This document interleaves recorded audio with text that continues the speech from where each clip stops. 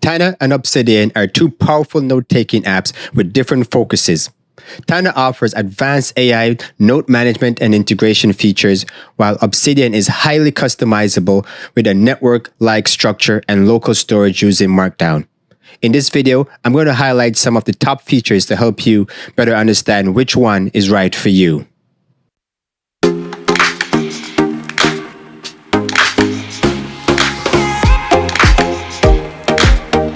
Let's jump into the comparison table, Tana versus Obsidian. So Tana has AI features built in out of the box. Great way to search and explore your notes with AI. That is something that is native with Tana. However, with Obsidian, to get that, you would have to go out and find the right plugin that is suitable for you. Most likely something from OpenAI, like ChatGPT plugin. Tana has built-in Google Calendar. Again, to get these features for Obsidian, you may have to get a plugin for the Daily Notes plugin.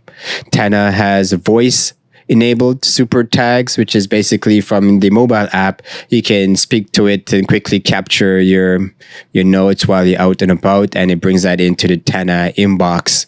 If the mobile is not fully developed, it's really a super basic capture tool, quickly capture voice, text, and other types of documents that you want to quickly capture. Obsidian has a very high steep learning curve, tons of plugins, so that could become extremely overwhelming. A big plus for Obsidian is that it is free. It's open source, so you don't have to worry about any additional costs. But if you want to get your syncing feature, that you can access your notes from multiple devices, mobile, tablet, etc., then you will need to pay a monthly fee for their subscription service. Out of the box, Tana is straight up paid. You have to pay for it. Do not hold me to these numbers. At the time of this video, these are the numbers that came back. So when you're ready to go look for that, definitely head over to this site to get the most recent and up-to-date pricing directly from them. The audiences for both of these tools is generally the same. Those who are looking to do deep work, connect your note. You want to have some serendipity of exploration. Think of the Zettelkasten approach of discovery and brainstorming and trying to make deep connection with your notes. It's not like Google Keep where you just want to quickly grab and capture stuff. It is not like Evernote where you just want to store your entire life database inside of that. It's not exactly that. This is more of a way to have deep thinking notes and information about information. So that's really the essence of these two types of note-taking tool.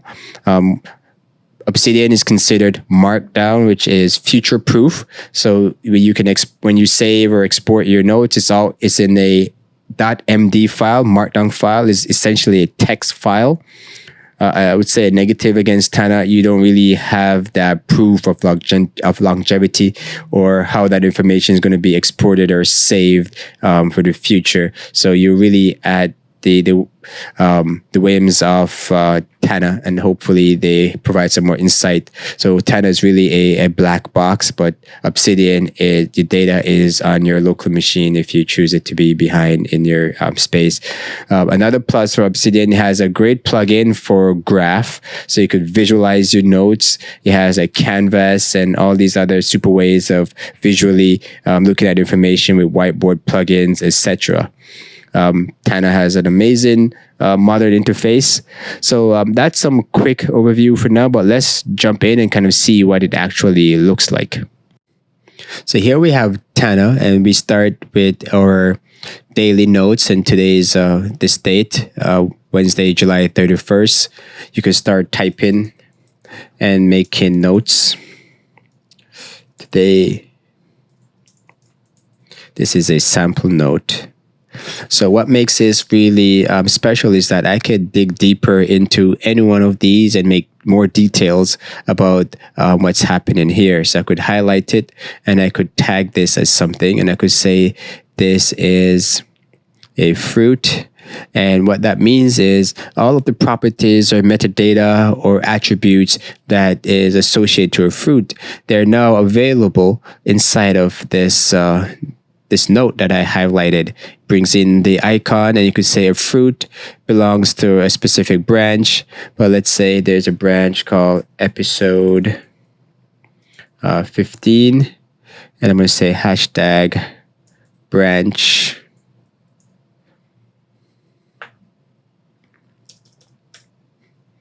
There we go, hashtag branch, so episode 15. So this fruit is a part of that branch. And there we go, it's a part of this tree. So let's select the tree, is a part of YouTube. So it's a way of categorizing and finding and organizing all of your information. And you could later on search on this information using like super tag search.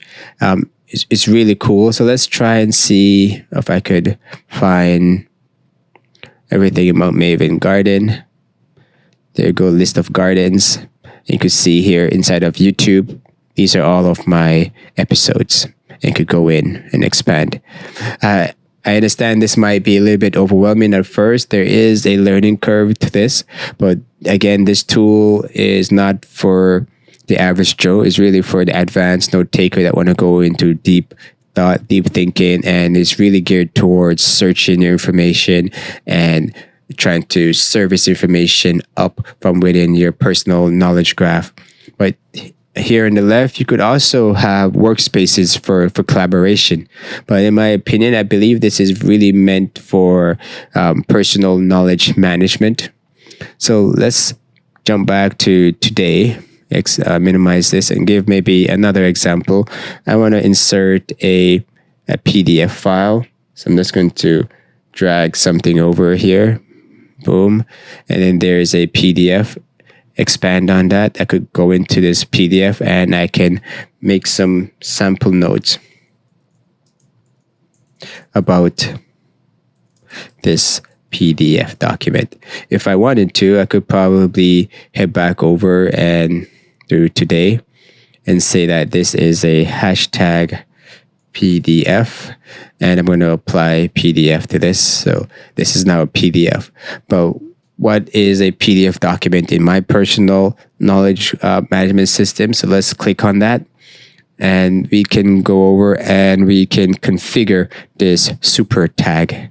And inside this super tag, I can go in deeper and say there's certain things that are associated with a PDF. So for example, the date that was uploaded or books that is related to. It's really extensive. I'm not going to go into too much details at this moment, but it's essentially considered a schema. So you could update your schema and apply data about the data, attributes or tags towards this PDF. Now let's take a look at Obsidian. So here is Obsidian. We have like episode 15 as an example. I'm going to do the same by dragging over a PDF into this space. And then boom, there's my PDF. It comes in really great. My personal opinion is that Obsidian did a better job at bringing in this PDF document. We could then add our notes to this here just by clicking in. Hello world. As you can see in Obsidian, you don't have that bulleted option. This is really just straight text. This is a sample. So this is what you would consider a Markdown version. So Markdown is like you could enter these brackets here and you could link to maybe something else. Here. And that's a Markdown. So I'm not going to go into the syntaxing of Markdown, but let's say I clicked on that and it created a new document called Hello World. And that is now linked and referenced from this episode 15. So that's really cool. So there's some slight differences between how Obsidian does it and how Tana does it. Attachments are stored in here. We have our daily notes. So let's say I jump in to today, and that's how you have your daily notes. Same idea as Obsidian.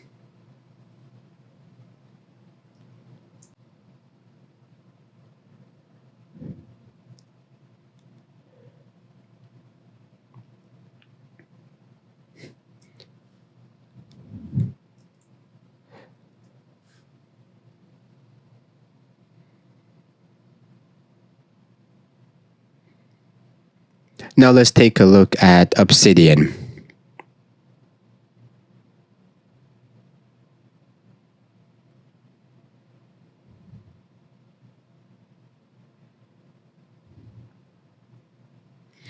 Now let's take a look at Obsidian.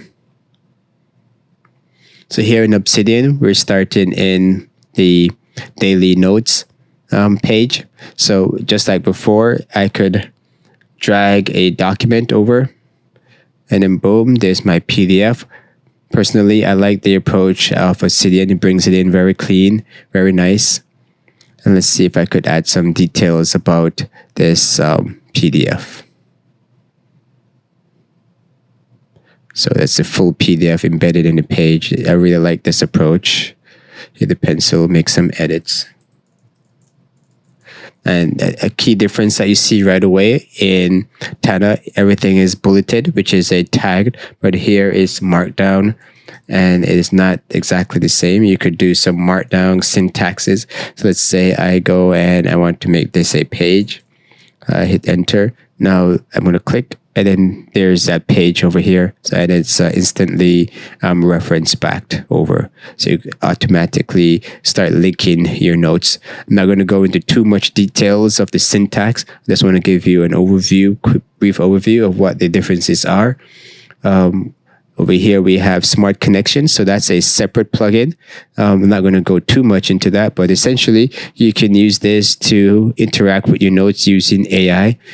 And let's take a look at this graph. So this is an example. I'm using my mouse to scroll in and out to look at the different notes that I have in my personal graph. They have another feature, which is considered a canvas. So a canvas, you could draw and drag and drop things and have a visual interaction with the ideas in your mind. Think of Heptabase. This is Obsidian's version of trying to help you collaborate in a visual way. Another example might be Miro, that helps you draw and connect your ideas and thoughts to your notes in your documents. So again, this is Obsidian, and it's an amazing tool. It's offline, Markdown, and super secure. If you guys want me to go deeper into two of these apps, leave a like, comment, and thank you for watching.